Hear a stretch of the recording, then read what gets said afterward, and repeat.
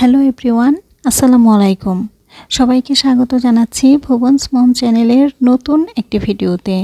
আশা করি আজকের ভিডিওটি আপনাদের সবার ভালো লাগবে। এই ভিডিওটা গতকালকের ভিডিও। গতকাল তো শুক্রবার ছিল, আর শুক্রবার মানেই তো স্পেশাল কিছু রান্না হবে বাসায়, এটাই স্বাভাবিক। তো শুক্রবারে আমি রান্না করেছিলাম বিফ কষা মাংস আর এই যে নান রুটি। এই বিফ কষা মাংস দিয়ে নান রুটিটা কিন্তু খুবই মজার। তো কষা মাংসটা আমি কিভাবে রান্না করেছি তাই আজকে আপনাদের সাথে শেয়ার করব।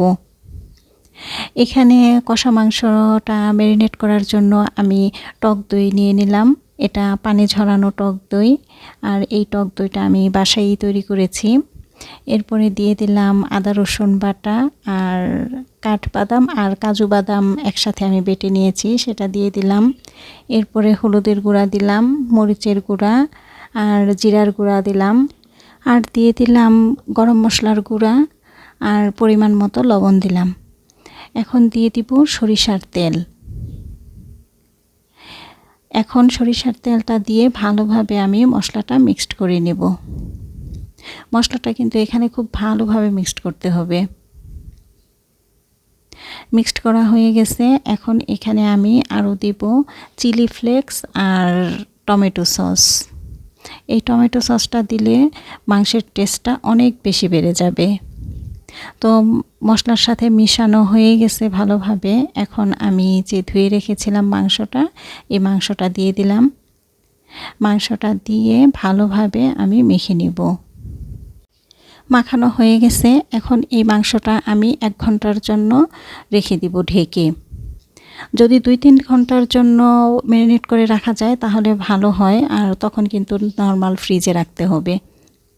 তো এখন আমি এই যে নান রুটি তৈরি করব, তাই ডোটা তৈরি করে নিচ্ছি। ময়দা নিয়েছি, লবণ দিয়েছি, তারপরে গুঁড়া দুধ, ইস্ট, এরপরে চিনি দিয়েছি। এখন একটু তেল দিয়ে তারপরে ভালোভাবে আমি মেখে নেব। প্রিয় দর্শক, আপনারা যে যেখান থেকে বসে এই মুহূর্তে আমার ভিডিওটি দেখতেছেন, আপনারা প্লিজ সবাই আমার ভিডিওতে একটি লাইক দিয়ে দিবেন। আর আমার ভিডিওটি যদি ভালো লাগে তাহলে আমার চ্যানেলটি সাবস্ক্রাইব করে আমার পাশে থাকবেন। আমার কিন্তু ময়দাটা মাখা হয়ে গেছে। এখন আমি এটা ঢেকে রেখে দেই। আর এই যে 1 ঘন্টা পরে কিন্তু আমি রান্নায় চলে আসছি। তো তেলটা গরম হলে এরপরে আমি পেঁয়াজ দিয়েছি। পেঁয়াজটা কিন্তু খুব বেশি লাল করে ভাজি নাই, হালকা ভেজে এরপরে তেজপাতা, দারুচিনি, এলাচ, লং এগুলা দিয়ে একটু ভেজে নিচ্ছি।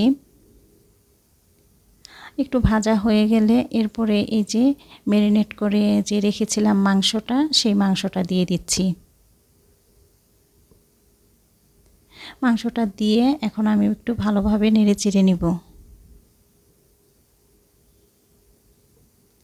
ভালোভাবে নাড়াচাড়া হয়ে গেলে এখন আমি আবার একটু ঢেকে রাখবো।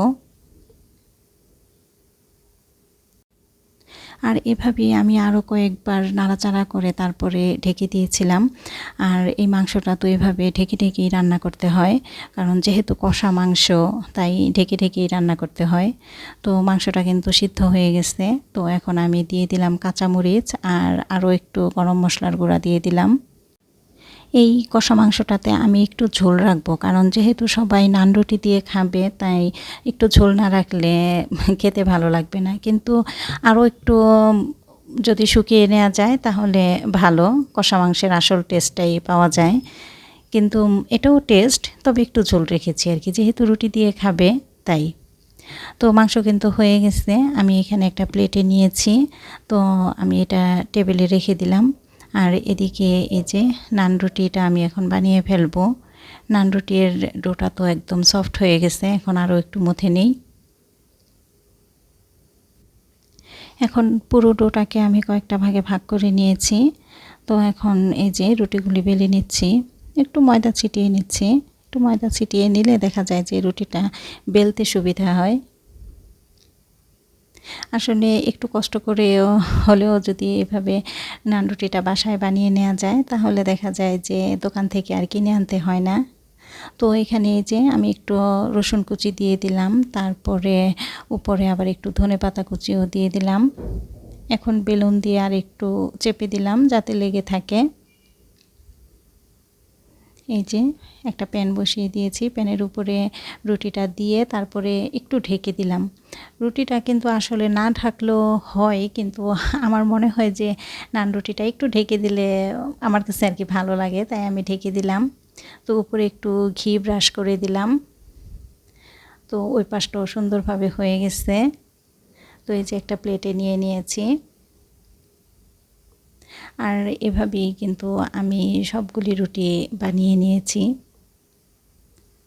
এই ঘিটা কিন্তু ব্রাশ দিয়ে দিলেও হয়, কিন্তু আমি একটু চামচ দিয়েই দিয়ে দিচ্ছি। এই কষা মাংসটা কিন্তু নান রুটি, পরোটা, ভাত, পোলাও যাই বলেন না কেন সব কিছুর সাথেই খুব খুব মজা লাগে। আর এই যে আমার কিন্তু সবগুলি রুটি বানানো শেষ। আজকে শুক্রবারের রাতের আয়োজনে ছিল নান রুটি আর সাথে কষা মাংস। তো প্রিয় দর্শক, আজকের ভিডিওটি এই পর্যন্তই। দেখা হবে অন্য একদিন নতুন একটি ভিডিও নিয়ে। আশা করি সে পর্যন্ত সবাই ভালো থাকবেন, সুস্থ থাকবেন। আল্লাহ হাফেজ। আসসালামু আলাইকুম।